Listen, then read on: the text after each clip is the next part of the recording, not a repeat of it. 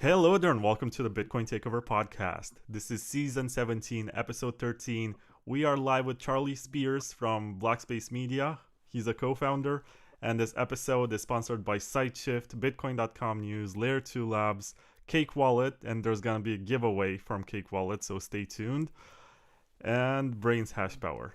It's really good to have you, Charlie. We've been talking about this for a while. It's finally happening. Let me ask you Yeah. from the get-go, are you guys spooks at Blockspace? Me? A spook? No. I mean, Yeah, keep touching your but nose and the no. back of your head. I mean, yeah, my dad did work a little bit for the CIA, but as an independent contractor, that was Ooh. 30 years ago. But no, I mean, I'm your friendly local Bitcoin meetup organizer in Oklahoma. And yeah, I don't think if I feel like spooks have to wear ties, sometimes, and you will never catch me dead in a tie. So uh yeah, definitely not a spook. Okay, because you guys started and basically entered the scene with this concept of Bitcoin Season 2.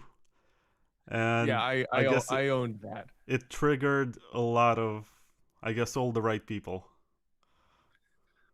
Yeah, I guess my goal wasn't to trigger people, but uh I've been in Bitcoin a really long time, and I it felt like the mainstream Bitcoin culture had taken a life of its own, which I didn't really relate to anymore.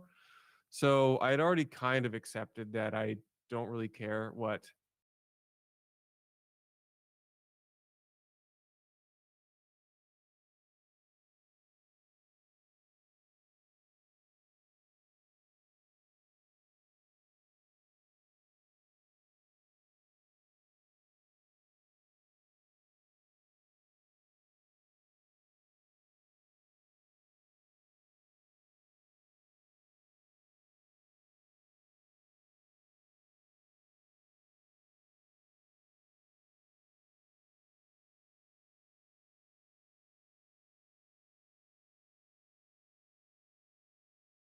I was muted, but at the same time, I think there's something wrong with your input, and OBS is playing tricks on you once again.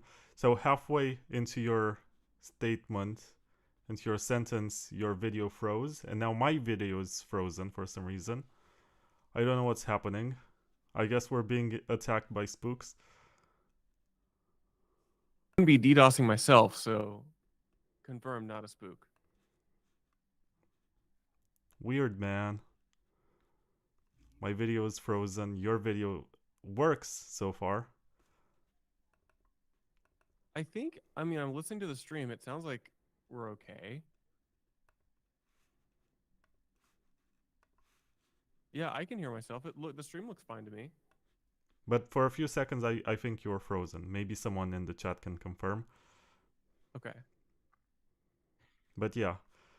I also need to ask you, are you related to Britney Spears? Can you get me an autograph? She was like my teenage crush. No, it's like Spears family lore that maybe we are related. In fact, like she's from Tennessee, and somehow like somewhere up the family tree there is some Tennessee like connection. So maybe I don't have her phone number.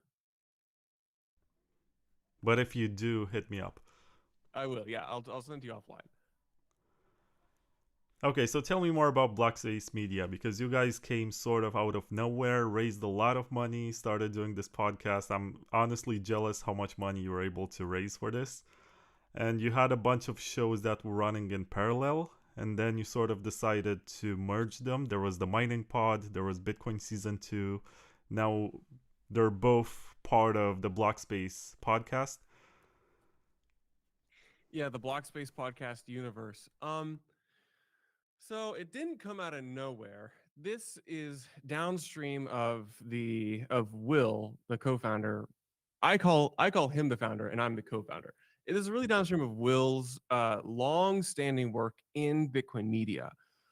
Will ran and built up Compass Mining's media and Bitcoin mining research arm, and kicked off the mining pod kind of at that very interesting time in Bitcoin mining, uh 2019 or 2020 to like 22, then took the mining pod independent and wanted to try to form a media company. 23 happened, and he was having a lot of issues running it by himself. Me and Colin had been talking to him for a long time about trying to do something like this. And in 23 or end of 23, we were kind of like saying, okay, well, let's pull the trigger. So spring 2024, I officially joined, and summer of 2024, Colin joined, and we really started sprinting in every direction. You can see we've had multiple podcasts. One of my favorites is we produced the Gwart Show, one of the best podcasts in crypto. I spun out Bitcoin Season 2. We had the mining pod and newsletters, started a conference series. We can talk about that, but we have decided to condense the mining pod and Bitcoin Season 2 into just Blockspace. And really recently, really only like the past 2 weeks, we're evolving from a like podcast first format into more actually of a live show, similar to, if you're familiar with the TBPN model, it's kind of one of like the success stories of like Bitcoin, not Bitcoin, just the success stories of like the tech show format. You should look at it, Vlad, because I think you'd really appreciate this model. But they really nailed this live stream model, and so we are doing that. It's we're moving to a live stream where we bring on guests, shorter segments, and a little bit more timely on the news. Yeah, Blockspace has done a lot. It's a small team, and we want to keep it that way. And we syndicate through our written content through Yahoo Finance. We do a lot of written and video and podcast content through CoinDesk, and you can find us, helping programming with various Bitcoin conferences, our own conference, and then like we'll do like videos for Galaxy Digital on their mining.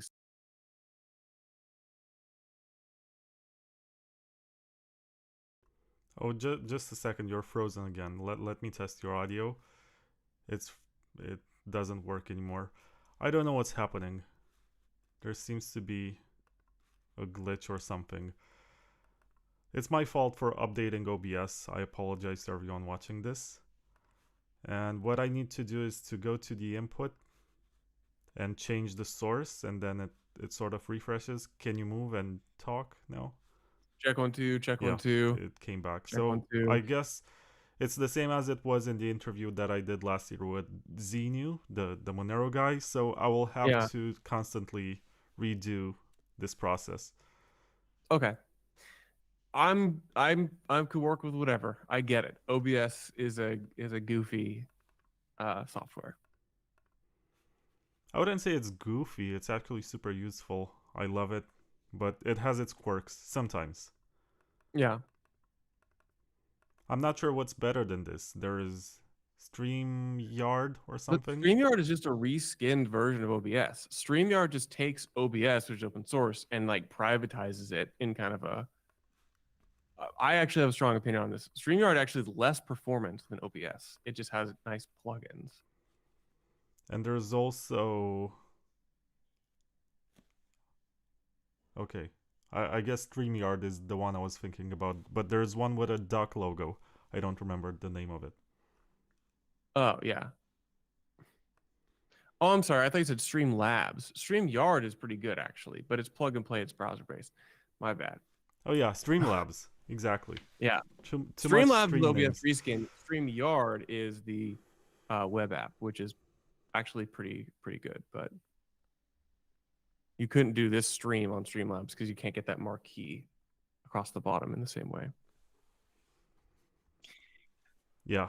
Anyway, no. I do regret that I did not do more testing before going live, but it is what it is. Everyone listening, you get what you pay for, which is 0. So it's free. Value level for your value. Expectations. Okay, we were talking about the shows on Blockspace Media, and I do want to ask you about the Gwart Show. Like, Gwart is a character from Silicon Valley, the TV show. I think she appears in the last season. and she is the girlfriend, or I'm not even sure if that's a girlfriend, but sort of the love interest of Jared, whose actual name is Donald. If you're watching the show, you should know. And how did you get that? Like, is that the actual actress who plays Gwart? So it's not me. Gwart slightly predates me joining Will for Blockspace. Um,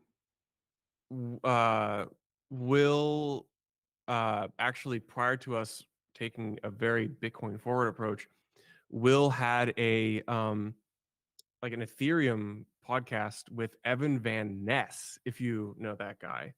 They were doing some kind of like Ethereum type podcast. It didn't really go anywhere, and that was fall of 2023. And I think at the same time, Gwar was rising on Twitter as being like one of the best sarcastic, you know, critics of broader crypto, specifically Ethereum. I think Will got connected to Gwart early on, said, let's make a podcast, and that became the Gwart Show. And so that continues to this day. And I feel that the Gwart has really driven a lot of the defining conversations, not just about Ethereum, but about capital markets, a lot of interesting stuff about Bitcoin. And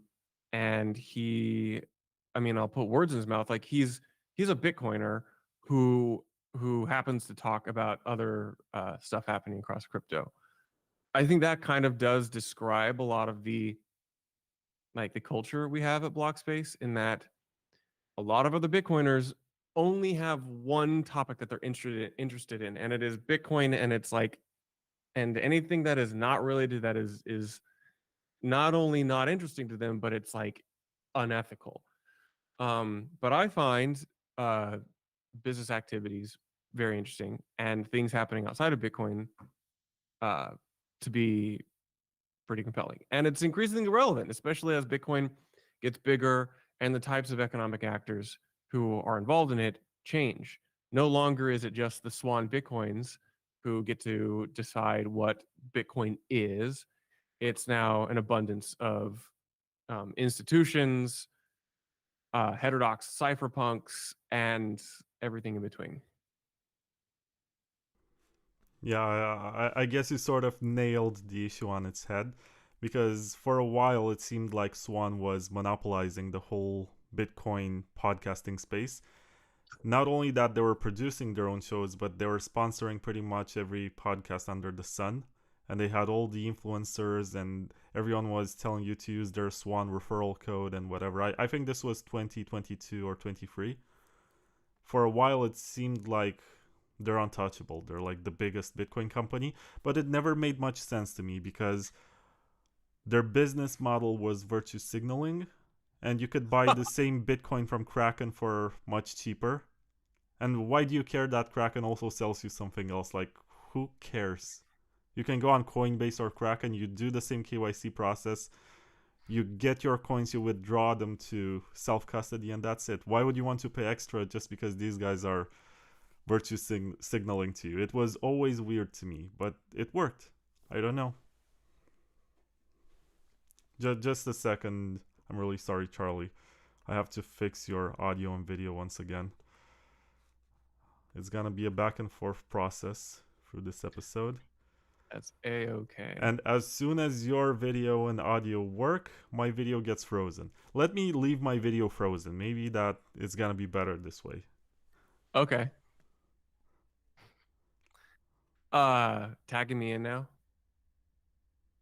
It's all Okay. good. I think it works. Yeah. I mean, I want to be careful here because we have published some stuff on Swan, and I want to be cautious about saying anything technically incorrect. But,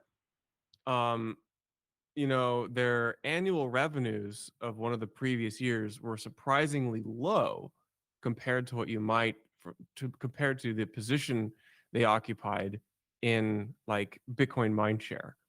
And it does like bring up the question, like, was all the podcast stuff like a very inefficient marketing spend? I don't really know. So it's kind of, it is weird that like one company can so define a lot of like Bitcoin talking points. I mean, but you're seeing that with strategy today. Like, look at everything that's not these podcasts. Like, they're all just Bitcoin, like capital markets and Bitcoin treasury. It's all like Michael Saylor and the products he offers are basically synonymous with Bitcoin in most people's minds who aren't in our little podcast universe. Yeah, it's funny because I'm not endorsed by any of these circles. I was able to outlive most of the podcasts out there. I've been around for 7 years now, and I plan to Yeah. keep going. And to me, whenever I see these trends emerging, I'm like, it's just another one. I'll probably be around for much longer. And I don't want to trash talk anyone. There's another media company. It's called Space something. I'm not sure. They have the Supply Shock podcast. I'm not sure what the name of the Uh, company is. I don't recall. that's Blockworks. That's Pete Rizzo's one, Blockworks, yeah, right? yeah. They're very Yeah, well Blockworks funded. is a They have actual yeah. producers like sound engineers and whatever for their shows. I guess I could use one today because I seem to be having issues, but every other day I don't need any of this. And I was looking at their content and I was like, I can produce maybe not the same quality. Let's not say that I'm better or something. I can produce like 90% of what they're doing for about 5% of their budget. Yeah, and it's that's a good point to bring up because that does play into our mindset at Blockspace. We are a very small team. If you look at like how prolific we are across multiple like content mediums, we are very efficient with like our cost to produce different media. Um, that's both hard work and it's strategy and skill. So we're all very tenured. We've all been in Bitcoin for forever, and um, we've managed to navigate so far the changing winds of media. And this isn't a time when like media is a collapsing business. Like all the big media companies are making money. They're laying people off. The newsrooms are getting gutted. I'm not really sure what the future of media looks like. I don't think it's going to mirror that of like big media titans like it has been over the past century. So, um, in the age of AI, who knows what media looks like, or even if that's a useful term to describe, um, you know, content in 10 years. Yeah, it's very interesting nowadays. You can run your own open source large language model on a home computer like a Mac Mini or something, and you're able to Yeah. produce very privately and pretty efficiently the equivalent of renting a lot of servers for AI stuff. And you can have Yeah. your own company just in your apartment with agents.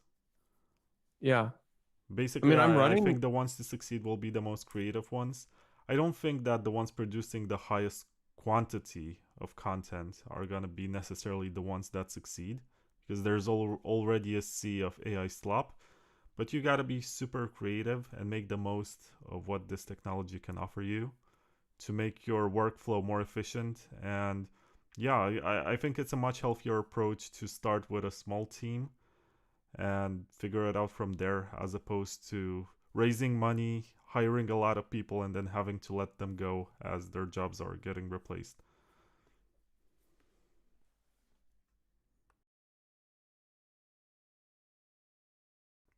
Oh, Charlie, we're we're both frozen right now, so I need to fix it once again. I'm not sure if anything works right now. No, it doesn't. I guess you're a few seconds behind. It should Uh, work now. Should have come back. Yeah, I really apologize for this. I don't know what's the right Oh approach. no, man, you're good. I feel for you. I feel for you.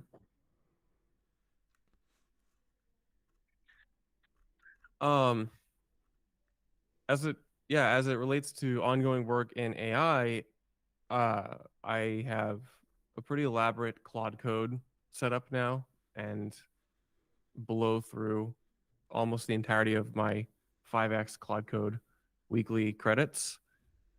And I've been running Quen 3.5 locally as well for some interesting little side projects. Kind of incredible that I can automate a lot of my workflow. And a lot of people do kind of ask a very important existential question, which is like, okay, so you've set up a Claude bot in a Mac Mini. Like, that's great. What do you even do? Does it actually change anything that you're doing? Are you doing anything more efficiently? And while I don't take the Claude bot approach, I think you can accomplish all those things through Claude SDK more efficiently and more coherently. I've been at least been able to like do a lot of that internally. Now, not as much of that has seen the light of day outside of Blockspace, but it's made Blockspace internally a lot more efficient. Yeah, I agree with this approach, and you gotta adapt to the times. I was also against it at some point. I was thinking that I don't want to make my job obsolete, but it's not like I have a choice. Now you can even have this open source model which can take like 15 seconds of your voice, of your speech, Yeah. and modulate it so that it can read like entire pages of text with your voice. And it also opens up the door for a lot of attacks. For example, someone can call your parents and claim that it's you and say that you had a bad accident and you need money or whatever. And it's pretty low effort. At this point, the cat's out of the bag. You have to tell your parents, tell everyone that this is what the cypherpunk future that we have been building is shaping up to look like. Yeah. And I'm it's yeah, pretty I'm worried wild. about it. Like the I've possibilities are briefed my endless. parents. Yeah. I've briefed my parents on this, like this exact scenario. Be like, hey, it's gonna get weird. I'm a public person now. There's infinite training data on me, my voice, my face. Uh, if I call you, you have to figure out that it's actually me. And if it sounds crazy, it probably isn't. So, yeah. I guess a safe word like a passphrase or whatever can work Yeah. unless you're supposed to be in a coma or something and they need for money to be sent to some I account. I don't know. yeah. I don't know. I mean, one of my friends has been trying to figure out the best way to like carry YubiKey type things with around with you, or like, you know, signing. I think just like better signing devices for all messages is probably the most important thing. But again, that requires an entire like societal behavioral of evolution, and I don't think people are very good at changing. No, and we have seen these days that even with political videos like the Netanyahu stuff is very hard to distinguish. Very good people Yeah. have an eagle eye for AI stuff and they will find like, oh look, the coffee is acting weird or he has the ring now and then the next frame it disappears or whatever, or the number of fingers. Like there are still these small glitches. But we got to the point where it's seriously very hard to distinguish. And Yeah, I'm not sure if you remember, there was this video of Will Smith eating spaghetti a few years ago. I know what you're And they're talking about. making fun of AI, saying, oh, it's not good for anything. Look, it can't even get this right. And that was like 3 years ago. It's very hard to imagine where we're going to be in 2 or 3 years. Yeah. I think a lot of people are not prepared to for everything on the internet to be fake. Um I think there's like a lot of my friends who are Your video is frozen and your audio doesn't work. Let me fix it. Sorry. I think it's an OS issue actually. Okay, you should be back now. So a lot of my, I have a pretty wide friend group of ideology and political persuasion. A lot of my progressive friends hate AI for good reason, actually.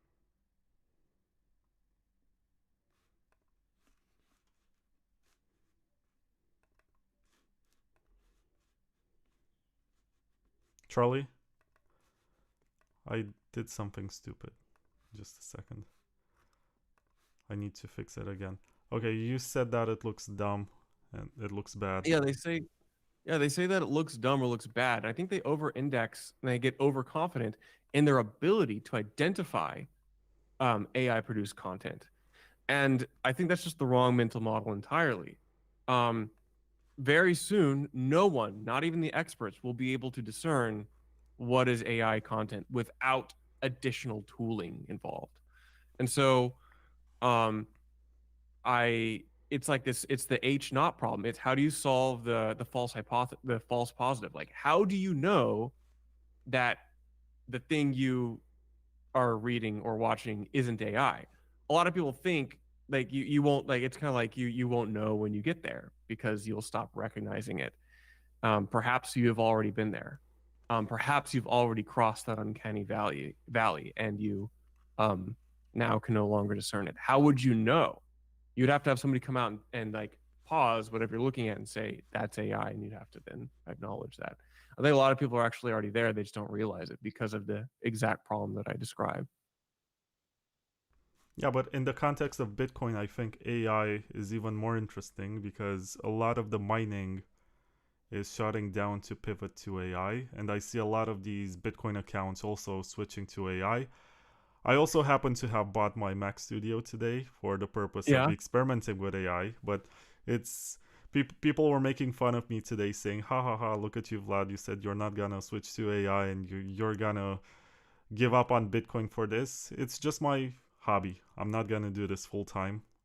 I am just trying, I was one of the first kids in my neighborhood in Romania to have a computer. I gotta live up to my reputation. I gotta try what's new. And yeah. I like Well, this idea of self hosting your own AI models. I totally agree. I'm running a local version of Quen right now. Huge fan. It's really effective. I switched to Linux from Windows recently, a few weeks ago, and the only reason I'm able to do that is because Claude Code handholds me through all of the weird things that Linux does, and it can fix all the issues that I have with Linux.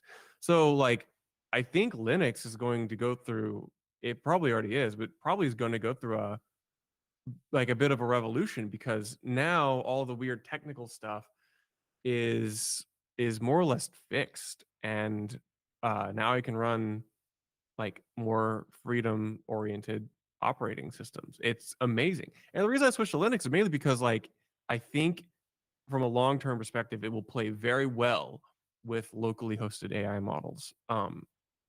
But that remains to be seen. I've still only scratched the surface of this of like of AI, and so we'll have to see. It is kind of frustrating, Vlad, because I've spent the past decade becoming an expert on Bitcoin, and now it's almost like I have to rewire my entire brain to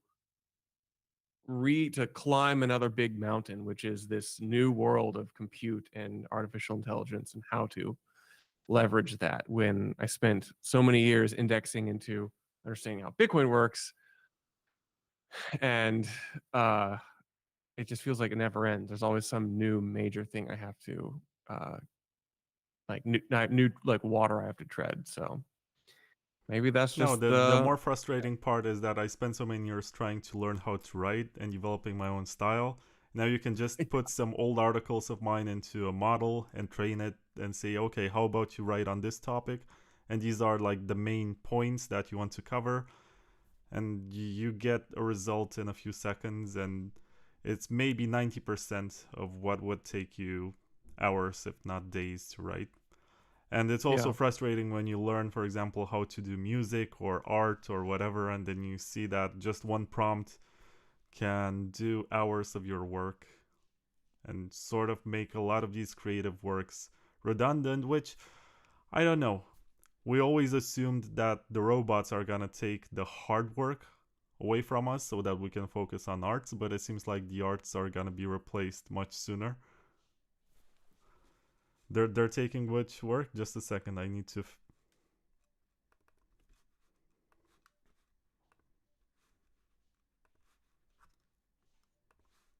That they're already doing really well, in addition to like software engineering.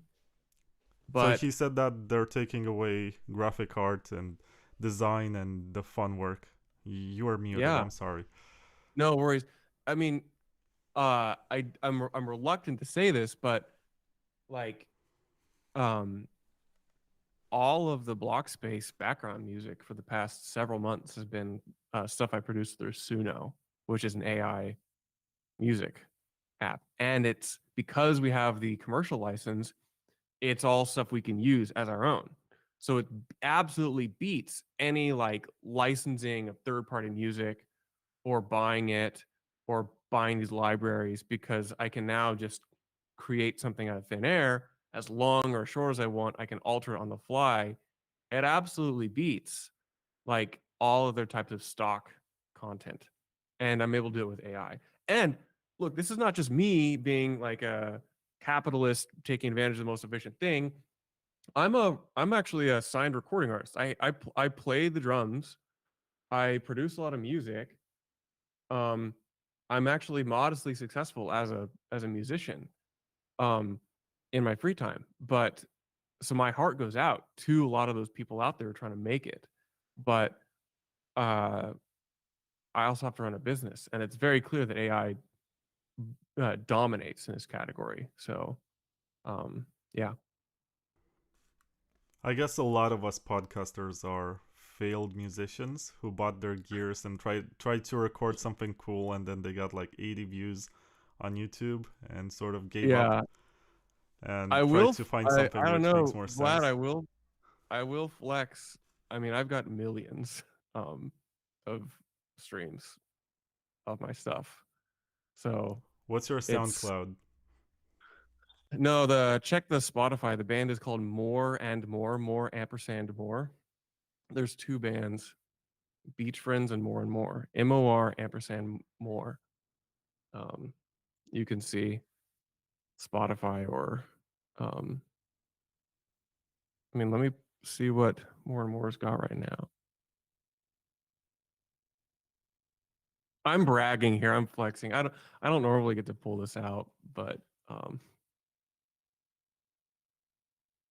yeah, 5 songs over 1 million streams, 100,000 monthly listeners. It's a project I started with my cousin. Um but uh that does not make enough money. Even those numbers, like that's still like a hobby project. So So, how much money do you make for like 100,000 streams on Spotify? uh our the revenue from Spotify is not a ton, but the entire entity through licensing deals, streaming revenue, and there we do a little bit of like commercial licensing. The entire entity makes roughly equivalent of a teacher's salary, an entry level teacher salary in Oklahoma, which is very low, but it's more than some of my other musician friends make. So, and that doesn't include like playing music live, uh, which is all over the place. But yeah. That's interesting. But did you repurpose some of the gears that you're using for your musical project to use them on your podcast? That's the question. No, I've never done that. I mean, I know audio routing and a little bit of like audio production, but that's something pretty different. That's I don't have like a home studio setup. We go into a studio. Um, Here I've just got my local video podcast setup, which is nice, but um, I there's no Pro Tools over here. Maybe I'll break out a GarageBand every now and then to edit some stuff. Yeah. We got to talk about the impact of AI over Bitcoin mining, which is also something that we covered with call in when he was here. But before that, I gotta give you the giveaway from Cake Wallet. Do you have Cake Wallet on your phone? Oh, yes, I do somewhere, but um, I don't want to show it. But yeah, I do have it on my phone. So how do I send you your one Zcash? Isn't the Cake Wallet? Hold on. Let me. It's slept because I haven't opened it in a little bit. I have a ton of apps, but I don't want to show which apps I have. It's all good. And for everyone listening, you have to type in the chat over the next 30 minutes a number from 1 to 100. And Charlie will also pick a number from 1 to 100, which he will not disclose. Basically, the person who guesses the number that Charlie is thinking about is gonna win the 1 Zcash from Cake Wallet. If there are... Also, I won't show you, but I wrote the number on this notepad. So I've already chose the number. Yeah, there's no way he can change his mind. Cheating. If he watches the chat and he sees Britney Spears or whatever and thinks, oh, I should give this to my cousin, there's no way he can do that because he already wrote the number.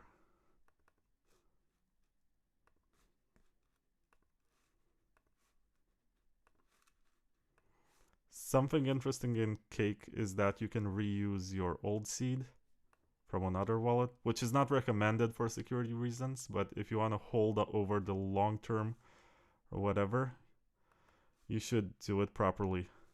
Just can you show it again? It was not in focus. Right, so you don't have any Zcash right now, but if you show me your QR code, as you can see, I have 2 Zcash here. Nice. And I'm gonna scan your code. 1 Zcash goes to you and 1 goes to a lucky winner who chooses the right number from 1 to 100. Heck yeah. Doesn't...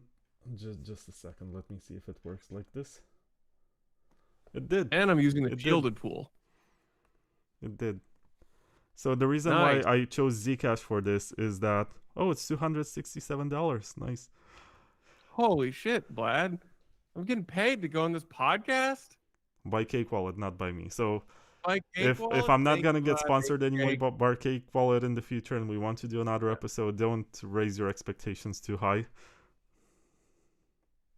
Well, thanks, Vlad. Thanks, Seth. Thanks, Cake. It was actually Vic. I don't think that Seth likes me. Vic.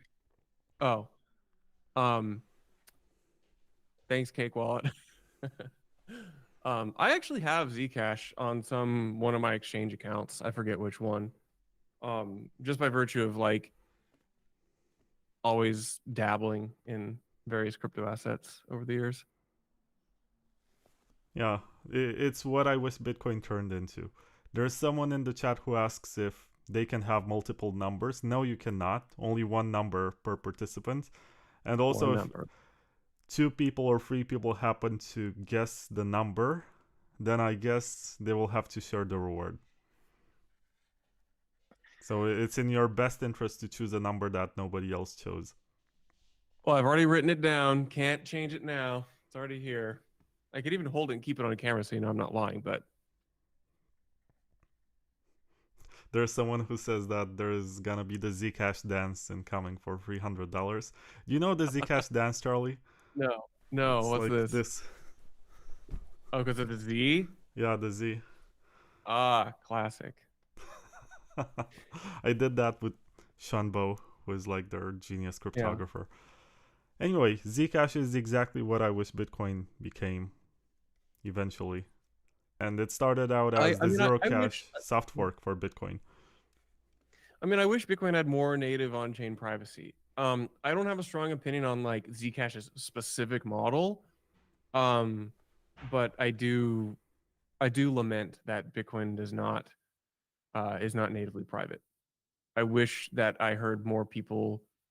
I mean, there are some great people working on Bitcoin privacy tech. That's fantastic, but I wish I heard more voices advocating for changes to Bitcoin which increase its native privacy. I agree. And if Bitcoin had base layer privacy so that we could not distinguish between the transactions being broadcast, I guess this whole core versus knots debate would not exist. Who knows? Maybe. I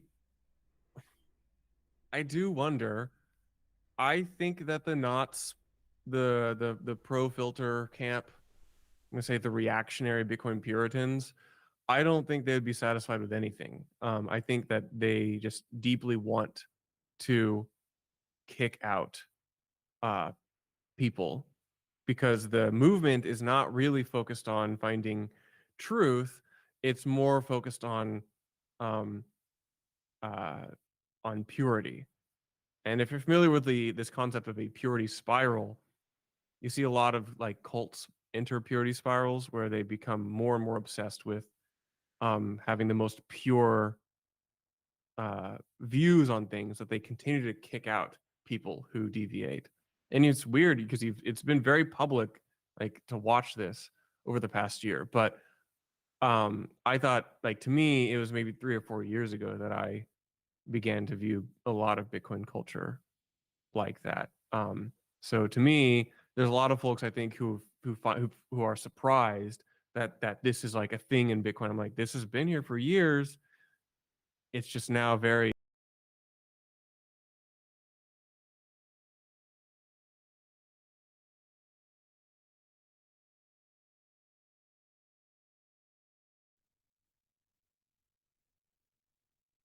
Yeah, so he said that it's unfortunately very publicly displayed, this attitude of shunning anything which is not Bitcoin but can be useful or interesting to Bitcoin development. And yeah, you're muted again because of this glitch Yeah. in OBS. Well, I and it's apologize not for it. no worries. And it's not just related to like tokens, because I actually understand people who like have a pretty hard line against tokens that aren't Bitcoin. I think that's a very reasonable view to have. Um, it seems that like it's people who go beyond that to ascribe um ethics and morality to different technologies or even different activities. Um, and that's to me where I see the huge deviation in like Bitcoin culture. There are people who can evaluate technical improvements to Bitcoin or things happening at a technical level without assigning like a moral imperative to how you shall use a technology. And I think that's one of the things where if you were to tell the earlier Bitcoiners from 2010 or 11 that a lot of Bitcoin culture would say that using mixing services is morally wrong, then I think they would find that completely disheartening. But yet, there's a lot of Bitcoiners who think that. If you go back in history and you look at the conversation that Hal Finney and Satoshi were having about Namecoin, at the time it was called BitDNS, you'll realize that they were very open minded to the concept of okay, we're gonna have another blockchain with a separate token. Maybe it's a bad idea to allow it to have its own mining algorithm because it's not gonna be secure enough. Let's make this merged mine with Bitcoin. It was the first altcoin ever, and it was supported by everyone. And it Yeah. failed, obviously, because nobody talks about. I mean, there are few people who still talk about Namecoin today, but it did not reach its full potential. But I guess sometime in 2016-17, this culture was developed. There used to be a time when people were not ashamed to say, well, I invested in the Ethereum ICO or something.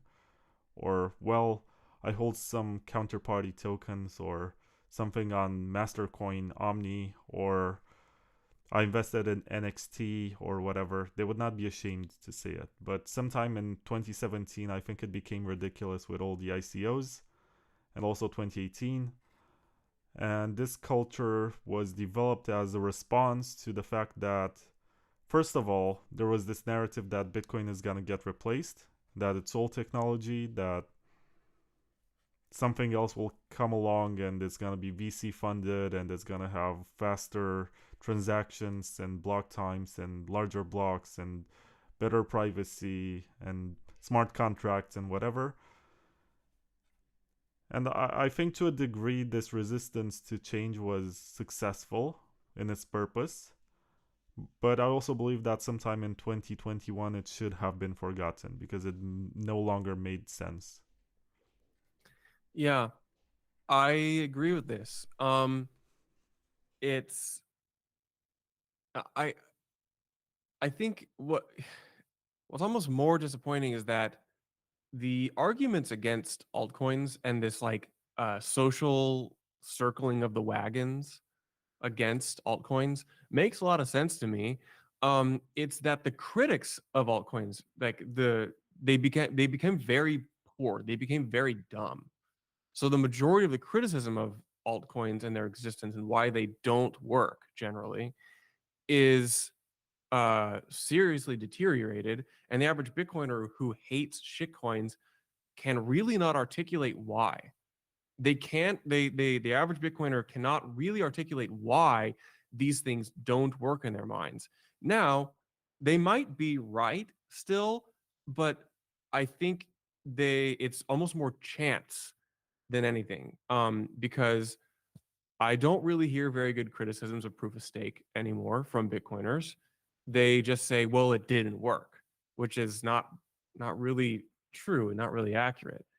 Um, and I think the only thing that they do really is just point to price and market cap relative to Bitcoin. But there's very few like good technical criticisms. But that's also a bad metric, right? Because it Yeah, shows how the dominance of Bitcoin has diminished. And it just shows that Bitcoin is like 56% of the market right now. And there's 44% of something else, of which Ethereum is like 20% and stablecoins are maybe 10-15%. So it does show that there is something out there that is legit and that has demand on the market. And I guess this is also why we have all of these projects trying to bring EVM onto Bitcoin in various shapes and forms. Just a second, Charlie. I need to fix your video and audio once again. Mine is also frozen, but the audio works. You should be fine now. yeah. I mean, for disclosure, I've angel invested in a handful, like Botanics is one that's like EVM on Bitcoin. Um, like I take sponsorships from companies who do those types of things. I don't really mind. I think it's a case by case basis, but I call myself a big tent Bitcoiner. Like I really only want to be endorsing Bitcoin, but I have a much broader like definition of who I consider to be aligned with than most other people.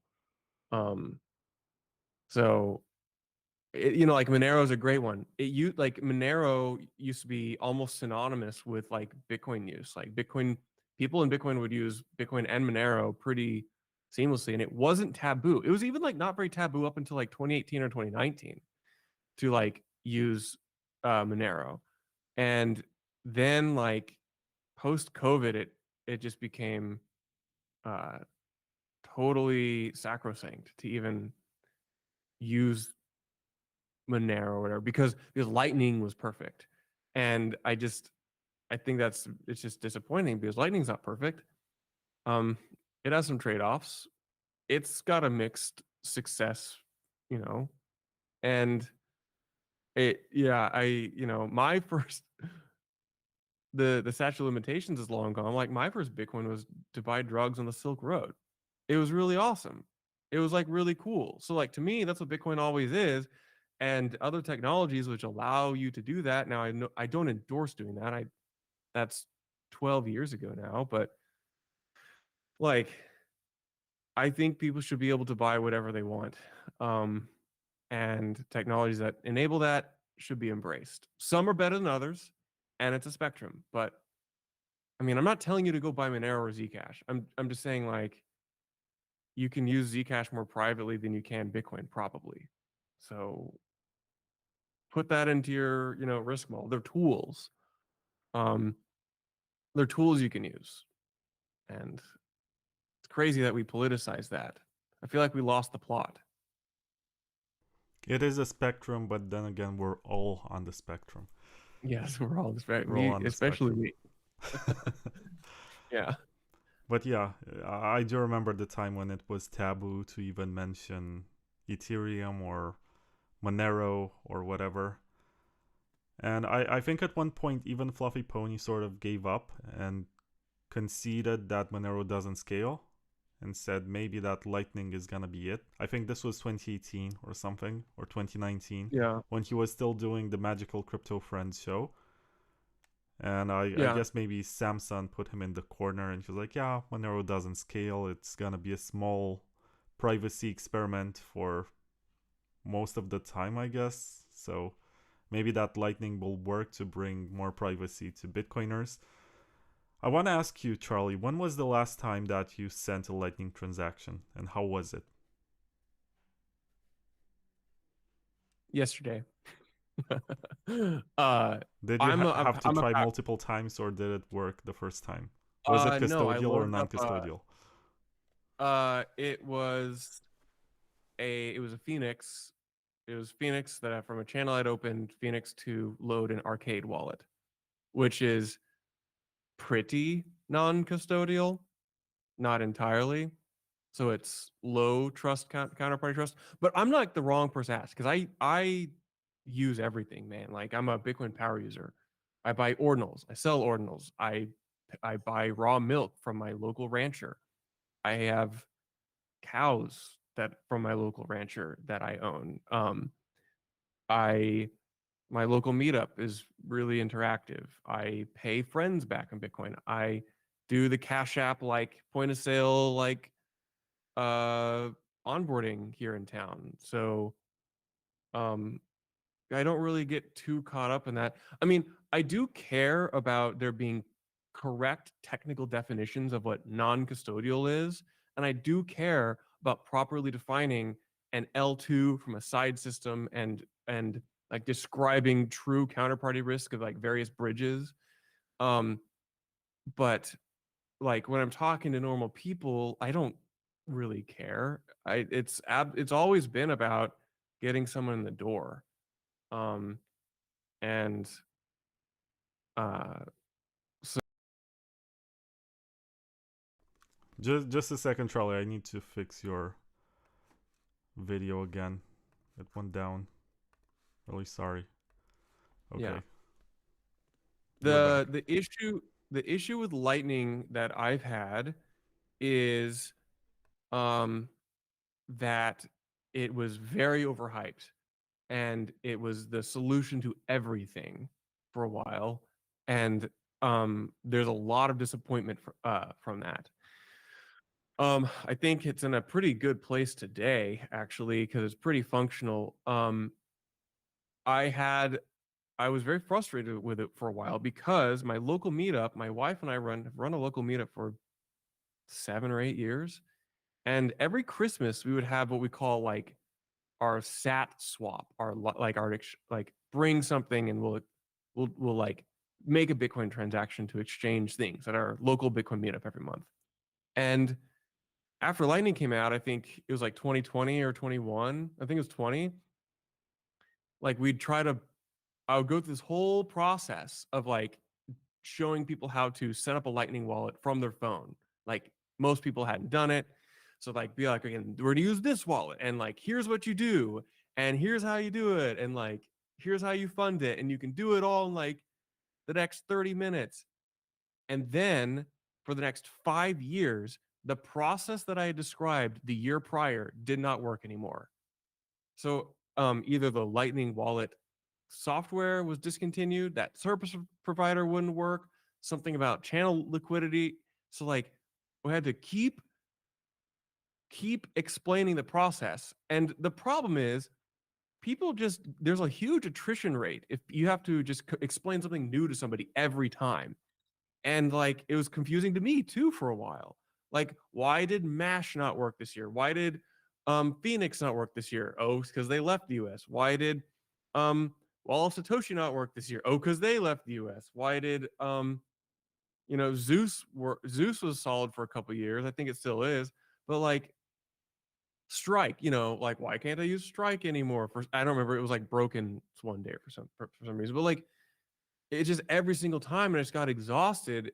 Where I was like, man, it's been 7 or 8 years that Lightning is supposed to be this transformative thing, and I can't even reliably use it 2 years in a row at my local Bitcoin meetup, which is a room full of Bitcoin enthusiasts, and everyone feels like a complete retard trying to like use Lightning.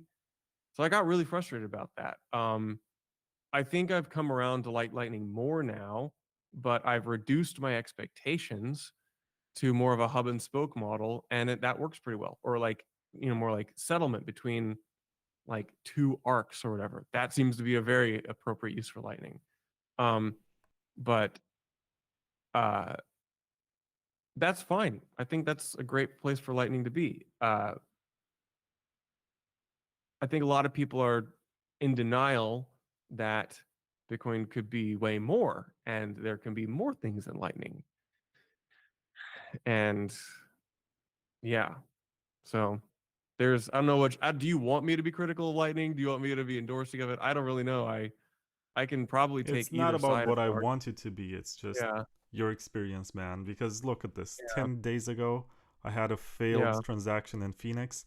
I was sending from yeah, Phoenix to a custodial wallet by LB, and it yeah, failed. And it was such a bummer. I was like, I don't think we can get a much better connection than this. Maybe custodial to custodial, possibly.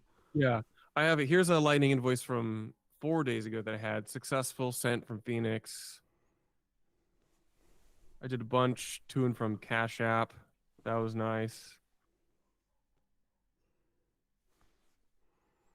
It's Yeah, so but demoralizing when you see that something like this fails. And always the joke is like, oh, this is the future of money, right? And everyone awkwardly laughs. And then we yeah, try again. And using Cash I App can only with imagine what it's Lightning. like in the real world. Like you try to buy real stuff at the supermarket and you scan and it fails and you're like, oh, I'm sorry. It's even Yeah, more awkward than a credit card decline. yeah. Well, I will say the Cash App experience is fundamentally different. Um, I just tell people download Cash App, load up your credit card. They probably already have Cash App. I'll be like, you can do Bitcoin on there, and then they like could literally send Lightning transactions from Cash App. That changes it. The thing is, Cash App's custodial. So there's a debate whether it's like that much different on the long timeline.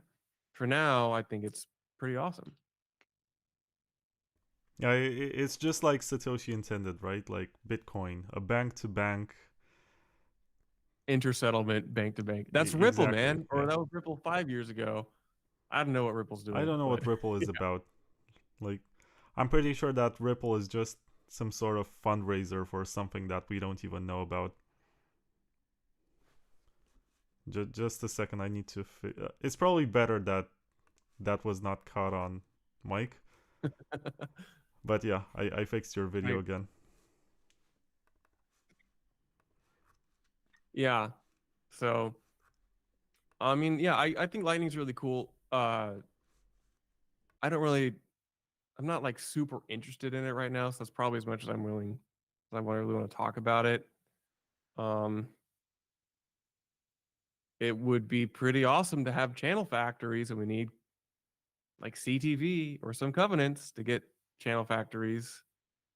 Uh Otherwise we hit like a headroom where we kind of hit the limit of how many lightning channels we can open pretty quickly.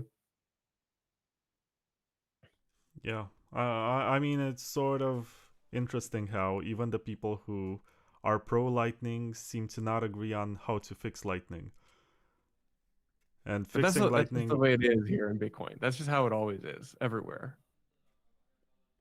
I guess. I mean, we couldn't even agree about the time when we start this interview. So how can we be expected to agree on how to scale Bitcoin or make it more efficient? Oh man. I mean, it's my fault, but also like the US had our daylight savings time a week ago. And so for those listeners, I had a hell of a time being communicative to Vlad, and we, yeah, I kind of screwed up the timing of this, but thank you, Vlad. You're very accommodating. It's all good. It worked out. We were able to get everything working on time. Relatively working because we still Yeah, have this glitch in OBS, and I apologize for it. yeah. I guess it could be a good idea at this point. We have been doing it for 1 hour. Let me plug all the sponsors of the show and then you can reveal the number. Okay. So we spoke about Lightning, we spoke about scaling Bitcoin and making it private. Layer 2 Labs is trying to do everything with sidechains, and Polestorts has been talking about this for a decade. The difference is that now they also have software to prove their tech, so you can download at layer2labs.com/download the latest version of the drive chains, and you can run it on the Bitcoin Signet, and you can actually see an Ethereum sidechain, a Zcash sidechain, a big block sidechain that's prunable. I think they also have something like Namecoin and something with prediction markets. It's pretty cool. Check it out. They also have a Telegram channel where you can ask questions, or you can get free Signet coins if you don't want to spend time mining them. And yeah, check it out. Layer 2 Labs, thank you very much for being a long time supporter of the show. Bitcoin.com News, which is the website which finally learned the difference between BTC and BCH. Actually, they changed their logo. Now they are orange, and they focus most of their content on BTC, which is interesting. They adapted to the times and to the market dynamics. And I think that they have pretty good news coverage. Of course, Charlie's gonna say that they have better news coverage on their website. But I think that Bitcoin.com News strikes like a good balance between the extremes of CoinDesk, which is too institutional, and Bitcoin Magazine, which is too political. So you can find interesting pieces in there, pretty good journalism. I hope it's not AI. Better not be, but I still endorse them. Bitcoin.com News, check them out. And Cake Wallet, they're the ones who are gonna do the giveaway. For everyone who wrote numbers in the chat, there was actually someone who was like, why is everyone typing numbers here? And someone replied to him that it's the number of bitcoins that they own. Anyway, Cake Wallet, pretty cool wallet. Download it, check it out. It has lots of features. Even for Bitcoin, it has silent payments. It has PayJoin, which is a very interesting way of collaboratively setting up a transaction with someone. I actually did that with Ekrem from Citrea when I met him in person, and we were both mind blown that this is possible. It has Tor for keeping your connection private. And what else? Lightning. They added Lightning recently, but it's sort of an integration with Spark and Breeze, which I don't understand exactly how it works, but it's more on the custodial side ish. So anyway, you can check it out, download Cake Wallet. You should download if you want to win the prize. And there's also Brains Hash Power, and they launched the hash rate marketplace. You should know more about this kind of stuff, Charlie, but yeah, basically you can rent hash rate for like $20. You can rent about 1,000 BitAxes for a couple of hours, which is interesting because there are a bunch of guys buying BitAxes and they hope that they're gonna win the big lottery ticket. And my video was frozen. But they almost never do. I mean, you see a story once in a while, but in its month of existence, HashPower has already mined 2 Bitcoin blocks. One was solo, the other one was with a pool. And you can actually rent it using BTC. So check it out. It's hashpower.brains with a double I.com. And last but not least, I gotta give it to SideShift, because SideShift has been sponsoring the show for a year and a half. They're very cool. This is the place where you go if you want to swap stable coins or something that you really don't want. Next time someone wants to send you a stupid meme coin, don't say no. Just get Soulflare on your wallet, on your phone. Get that stupid meme coin and then swap it for Bitcoin on SideShift. It will work. There will be a fee, but at least you're gonna be holding on to something that you really want.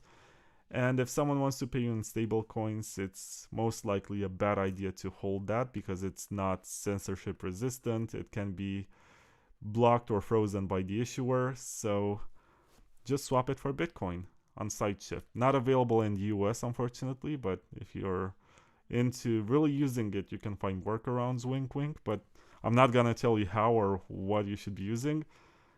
And yeah, I guess these are the ads for this episode. Thank you for sitting for my ads, and let's hear the number, Charlie. The number is, I've been watching the YouTube chat, so I think I know who won.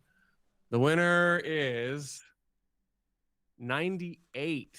Ooh, So I 98. chose 98. So I gotta make sure that I scroll up from this point, because I'm sure there will be someone typing 98 right now to act like they did at the exact same time.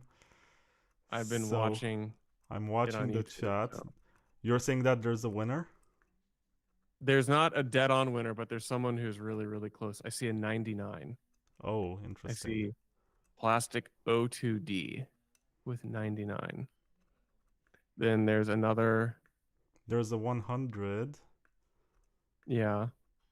There are two 100s, actually. Huh. Yeah. There's an 89 by Crewboy W9P. Yeah, Plastic O2D is the closest with 99. Yeah. I guess he's the winner. I'm gonna contact him and make sure that he receives his giveaway. Of course, now people will set up fake accounts pretending to be him and tagging me and DMing me and stuff. But I'm gonna contact you, Plastic O2D. Congratulations on winning.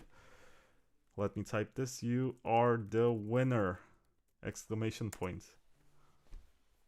Now let's move on and talk about AI and its impact on mining, because it's very grim out there. Like, miners are giving up, especially large farms, on Bitcoin mining because they are pivoting to AI, which pays better for every kilowatt of power.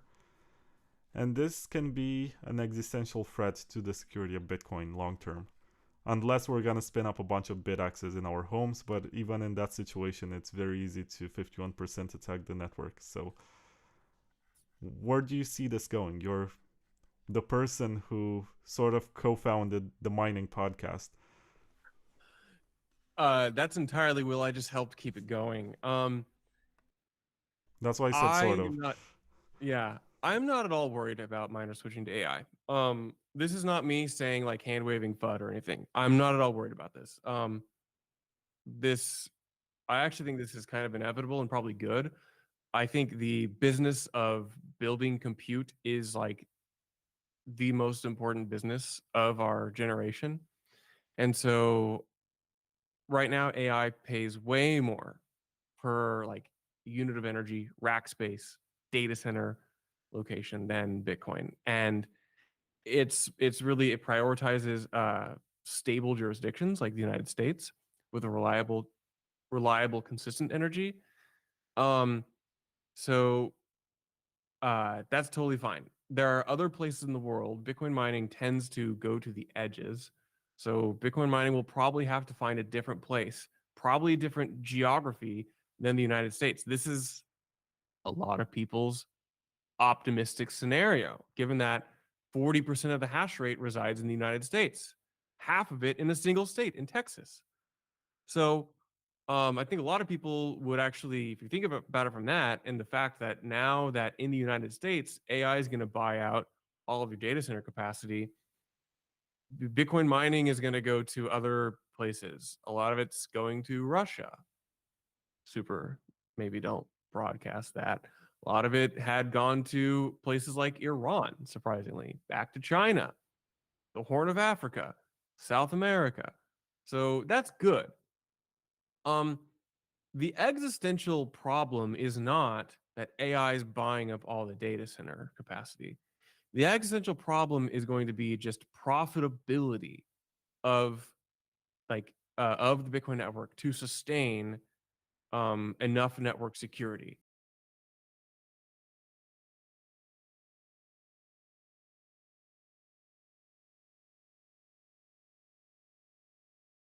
Just a second, I need to fix your audio once again. I'm sorry.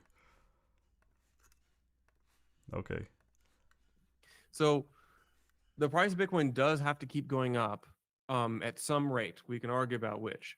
But then in addition to that, there have to be revenue on chain in the form of transaction fees on Bitcoin. To me, that's the thing that I get scared about. Um, so uh, if Bitcoin is profitable to mine, people will mine it. They'll buy out. They'll figure out how to move further to the edges of energy and data centers to put Bitcoin mines in profitable locations. But Bitcoin itself has to be more and more valuable. The network has to accrue more and more value, both in the base token and in the transactional activity. And so if it's not doing that, that's what I get very scared about, because Bitcoiners will figure out how to add hash rate. But if there's not enough financial incentive to continue adding to hash rate, then the incentive to attack the system eventually becomes imbalanced, because it's never been about like there being like a correct amount of network security. It's always been about there being an asymmetry in the incentive to attack the network from a mining vector attack. And so if the aggregate network security does not continue to increase, and the incentive to attack it and utilize tactics to attack it via mining attacks, then like that makes me worried. So I'm not really concerned about AI. I think it's probably in the short term good to get hash rate not as concentrated in the United States, which is a single, jurisdiction in the world. The real issue is not AI. The issue is Bitcoin needs to be more valuable. The chain needs to be more valuable. And So how do we make it that, more valuable? Because that's sort of the elephant in the room. We have a subset of users right now saying we don't like these users. We want to censor them. We want them away from our holy chain. We want to filter out anything that we don't like. And we want to keep Bitcoin for financial transactions, which yeah. seem to not be happening in large volumes. You expected by this point more demand for Blockspace, which we Oh, don't I seem to absolutely have. thought. I mean, Satoshi wrote in 2009, 2010, if Bitcoin does not have significant activity on chain, it'll have either a ton of activity or none. And in terms of number of transactions, we are declining. Yeah, we're increasing in like aggregate value transferred. That is a useful metric, but it's not, I don't think it's the important metric here.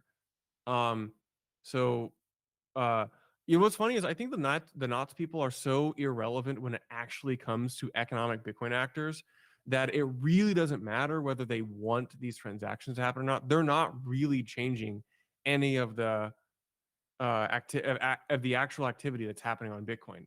What they are doing is a social attack, which makes it much, much more difficult for people to do things which incentivize more transaction activity on Bitcoin.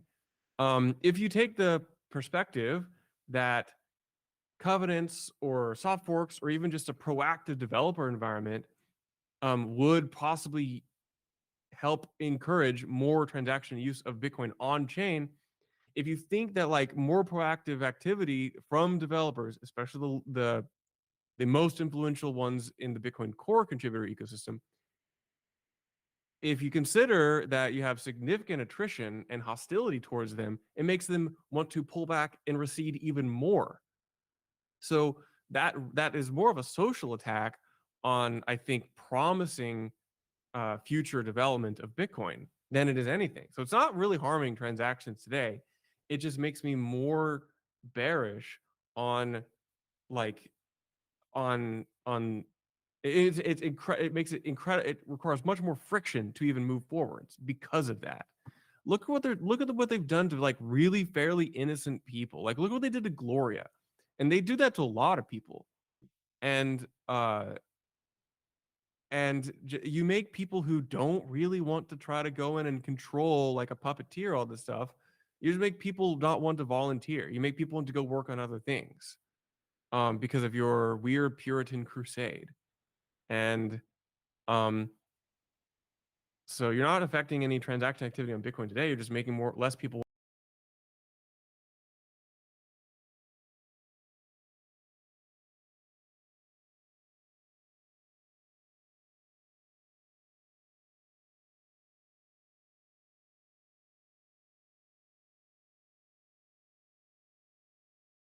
Oh, just a second. Your video froze at the most convenient time possible when you're talking about the Nazis and which is not NAZIS YouTube. Okay, so don't assume that this is World War II talk.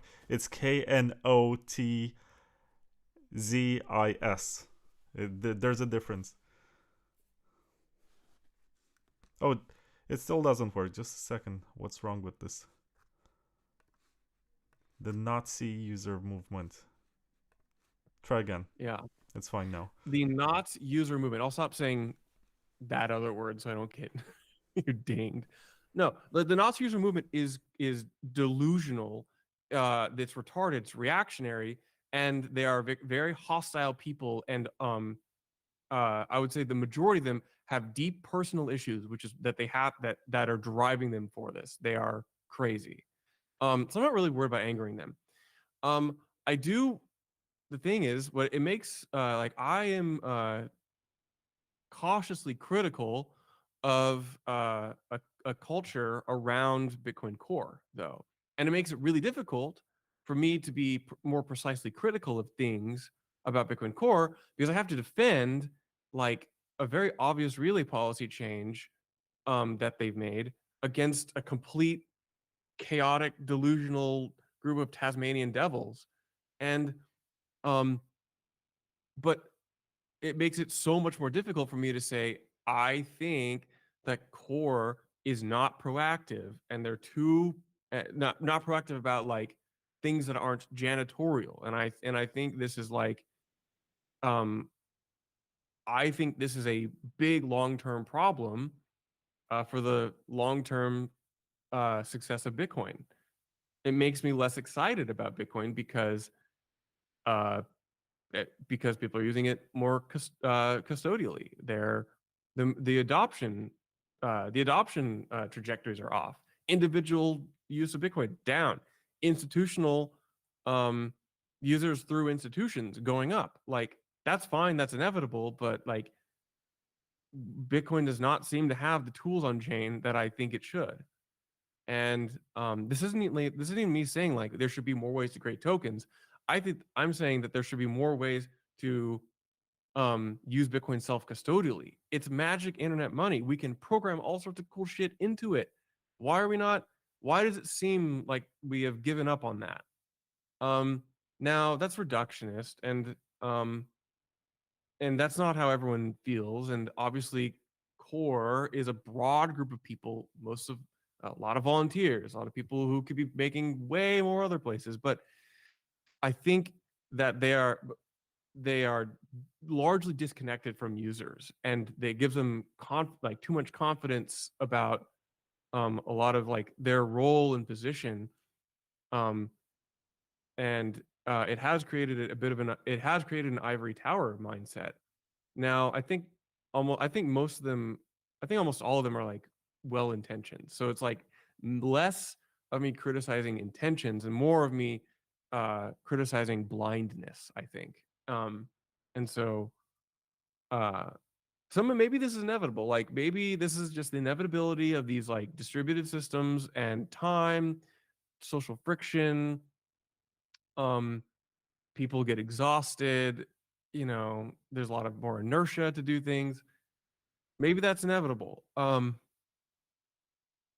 The thing is, it could be, you know, I think Bitcoin has to always be moving forwards, or else we reduce the likelihood of its success in 50 to 100 years.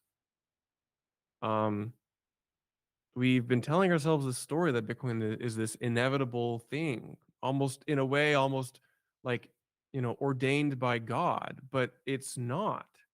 And that's a sense of false confidence that a lot of people have.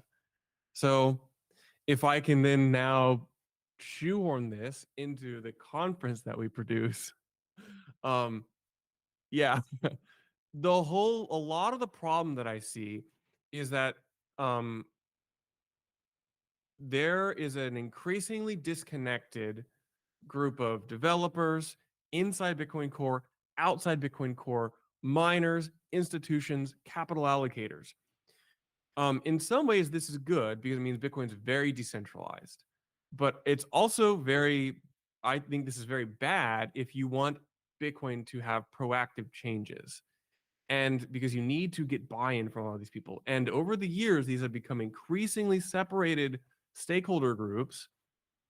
And as much as we can tell ourselves that, oh, we're gonna, argue in perfect like intellectual Socratic discourse over a mailing list, the reality is most of the best like discussions happen in person where you can build trust with people. Just a second, I need to fix your audio again. You said who you may disagree with. Okay. You you should. No, it still doesn't work. Ah, this sucks. No worries. You're back. So, it's like a picture is worth 1,000 words. A beer with someone you disagree with is worth 1,000 mailing list posts.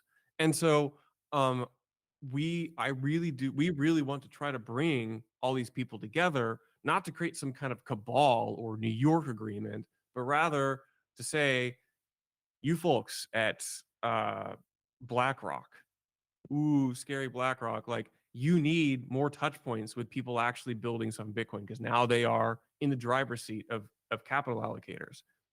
Um, Same with the other ETFs or funds and investors. They've been told themselves that the story that like Bitcoin is this perfect money, it's like gold, but have how does that person ever like make a risk assessment about say CTV or TX hash or great consensus cleanup? They need to have an in-person conference beat, which is high signal and not afraid to talk about the these topics. So I and my co-founder and us at Blockspace, we do a lot of legwork, a ton of legwork to get the people who are coming up with these ideas, these proposals, the leading minds in the Bitcoin technical discourse, and platform them.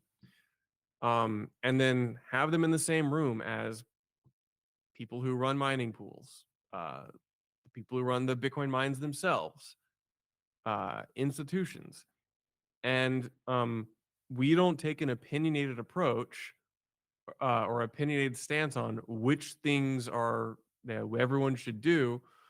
Um, Although I would like something to happen, I'm really agnostic about what.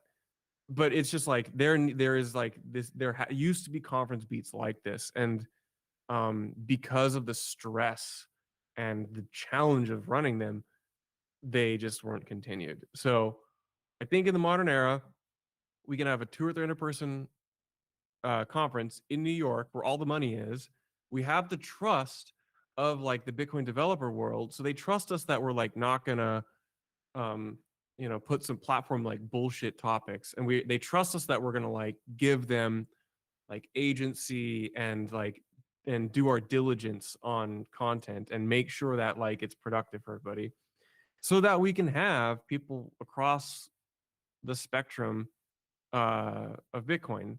And I think, if you look back at the last two op nexts, a lot of the times the first presentation on a topic was ever done was at an op next. Like the whole filter debate, modern one, comes from the Citrea presentation at our op next. And that mailing list issue that Antoine started after watching the Citrea presentation at op next is the one that kicked off this like op return debate. Same with I think Hunter did his first BIP 360 presentation at op next at in November of 24 at Fidelity. Um, we had Jameson Lopp do a dynamic block size increase talk at the one at MicroStrategy this past year. We had Greg Sanders talk about the scaling, like the block size, or rather, we had Greg Sanders do like modeling, like L2 scaling limitations based upon like modeling block size, and those are really helpful because uh you don't get a lot of these. You don't get a lot of like the core, the notable core folks coming to conferences because they're naturally apprehensive. Um, it's it's a lot of social legwork you got to do. And then the capital, the money people, like they don't really want to come because they don't really see a need. They don't understand why you even need developers for Bitcoin, but it absolutely does impact them. Like they're all worried about quantum now.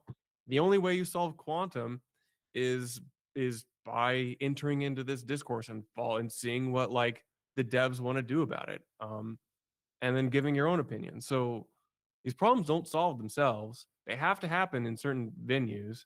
We're not the only venue, but we're leaning into being uh like a pretty like seminal capstone annual conference in New York where you can walk in and there's 150 to 300 people and they're all extremely high signal.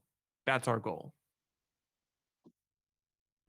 That's a nice speech. I'm not sure if I have any questions related to this, except for did you think that Up Next was going to be like a one off event because we're going to activate the next upcode and that's going to be it? And then you start a new brand or concept? Did you think it's going to take this long to activate anything like CTV or CAT? Or because in some moments it seems so obvious that we're going to get something by the end of the year and people agreed on multiple ideas over the years, and then sort of the filter debate ended any aspiration towards activating these Covenant soft forks. Yeah. I mean, we initially the conference, because we're a small media company. Initially, the conference, we just wanted to get a successful V1. We did 2024 Fidelity. We turned around and did it strategy in the spring of 2025. That was also a success. We wanted to kind of refine the conference, and so I think New York is probably going to be its home for the indefinite future, and it's going to be an annual conference. So like we're not committing, but we're like we envision it being an annual conference in New York now. Again, depends on the market, depends on how Blockspace is doing, that kind of stuff. As far as like what I thought where the conference would play a role in any future Bitcoin discussion, soft forks. Coming out of the strategy conference, I thought CTV plus CheckSig from Stack was a clear favorite, and there was a lot of movement towards it. It is hard not to be bitter at the filter discussion for like taking all the wind out of the sails of everybody. It honestly made Bitcoin feel like one of the shittiest places to be over the past year. And tons of like narrative momentum was stalled because of it. Are Yeah, you telling whether me or not that you don't want CSAM to get filtered out of the blockchain? What are you, some sort of pedophile? I just think that it's such a topic. It's such a toxic topic. Yeah, it's such a toxic topic. Like you can't even argue. Are you friends with Andy Back? Were you on the Epstein Island? I mean, I've texted Adam a few times. Uh, I also text Jeremy a lot. He's in the, he's in the emails. Uh, to I it makes it even hard to like make the argument that you think people should use Bitcoin however they want, because you are implicitly arguing for them to use Bitcoin for evil things. But the critics and will stoop to incredibly low positions to use the most abhorrent examples uh and turn it around on you and say, so you support these things. Obviously not.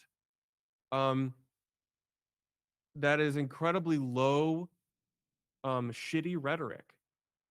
This is the same tactics that the spooks use to shut down freedom technology. You like so people who make that argument are bad faith, and they're arguing they're tools of the state whether they realize it or not. On top of that, there's a few of the leaders of the Nazi movement who are so fucking obsessed with this that I have to be very skeptical and concerned about their obsession. They are so obsessed with these vile topics, and they bring them up so constantly that um it makes me suspicious of them. It makes you wonder Uh why do they know so much about this stuff? It's almost like they spent a lot of time doing research And I was not even aware Yeah. of this terminology before they brought it up. And the question is why? Why do they know so much about it? I mean, Mechanic, you I gotta live on the, explain yourself. yeah, exactly. And the thing is, like, I'm not going to explain myself. I don't think you have to. I just don't think it makes sense to try to argue head to head with these people. I think I turn it around, I point and say, you guys are so obsessed with these vile topics. Why? Um, and because I just think that whenever the rhetoric becomes about leveraging and wielding disgust, then the only response you have to wield disgust back. But I don't, because you don't ever want to be on the record saying the sentence, I think this is worthwhile because it enables freedom technology. Because you cannot win if you ever have to say that sentence. Um, so like yeah, it's so abhorrent. Uh, you know what I did also? I inscribed thousands of pieces of the Iraq war logs that Edward Snowden, I'm sorry, the Afghan war logs that Edward Snowden But put out. I think this goes back to 2011 when a bunch of people figured out that they can put WikiLeaks files on the Bitcoin blockchain. And kind of the same conversation was being had at the time like, hey, am I hosting illegal content on my node? Except that Bitcoin was a much smaller project at the time, and I need to fix your video and audio once again. So I guess the magnitude of this debate was also much smaller. But at the same time, we have to be aware that there's really nothing new. There's no conversation that we can have about Bitcoin, and this is humbling in some ways. Greg Maxwell and Peter Todd and Peter Wille and all of these smart guys who were very early on into Bitcoin, even Gavin Andreessen and Mike Hearn, they discussed this on some IRC channel, and they most likely went into greater depth than any pleb can express on Twitter. It's just that now it became more about feelings and more about Uh, how people think that Bitcoin should act. And I don't know, there's a lot of Karening in my feed, and that's why I sort of lost interest for a while in Bitcoin because it seemed like it's a dead project to me. The only thing that gives me hope right now is the BitVM stuff. Like, if it wasn't for Robin, who, by the way, is one of the speakers at your event, and Ethan Heilman, or Heilman, I'm not sure how you pronounce that one, yeah, and who else is coming up? Liam Egan, genius guy, love him. If it yeah, wasn't for these guys and Jonas Nick and Antoine Poinceau, so yeah, if it wasn't for them, I would feel a lot more bearish. Like, I would be black pilled completely about Bitcoin and be like, yeah. it's dead. Just forget about it. There's no way we're gonna get anything interesting. And I want to get this on record, Robin. If you're listening to this, and I know that you're listening to a lot of my podcasts, launch a fucking token. Okay, it's for a good cause. Stop looking for investors to give you millions of dollars to build shielded CSV. It's for a good cause. Everyone buying it knows what they're getting into. Just launch a token. We're gonna buy that shit. We're gonna, I don't know, hold it, get wrecked, but at least you get the funding to do something which is objectively like a positive aspect for Bitcoin development. Just do that. It doesn't. I'm pretty sure that if you're honest about it and you're like, okay, this token is for the purpose of funding this development, and you actually deliver what you promise, there's no scam in there. Everyone knows what they're getting into. Yeah, I don't really care about people launching tokens. It's fine. I kind of enjoy it because that's what got me into Bitcoin in the first place was drugs and speculation. Um, so I think that's still absolutely on the table. Um, I can just I don't like imagine how people. Hadlonaut is gonna clip that part. Like, this is why I got into Bitcoin, drugs and speculation, and be like, these guys are evil. We gotta stop them Sure, from using yeah. I our mean, holy time chain. yeah. Also, fuck you, Haldonaut. Like, what the fuck are you doing? You're, yeah, you are playing very shitty games, Haldonaut. He's not even like the worst one. Matthew Crowder is probably the worst. But okay. I I don't want to never crash liked the out about. guy, and I've been telling people just spend that 60 something bucks that he charges monthly for the university on something else, like buy an actual shitcoin and learn how that Bro, works. look at the last 50 videos Matthew Crowder's put out. That it sounds like the obsessions of a deranged person. Um, he sounds like an insane person who's lost his mind. Uh, No, it's I'm sure wild he's to a me. spook because he found like his target audience and the right dog whistle words or whatever to trigger his followers. He's doing pretty good. Like you would be surprised. Neither of us are No. getting his numbers in terms Oh, of I know. That's viewership. why he's doing insanely well. He's his videos are huge. So yeah, I'm envious of And that. zero He's very budget. good. He's just like opening a tab in his Chrome or whatever it is that he's using and typing in there and showing some YouTube videos, and that's it. Just doing a Yeah, voiceover.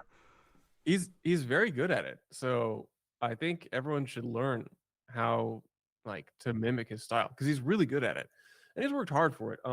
His Doesn't make you style, a good not his person. rhetoric. Okay, just Yeah, his it doesn't make style. you a good person though.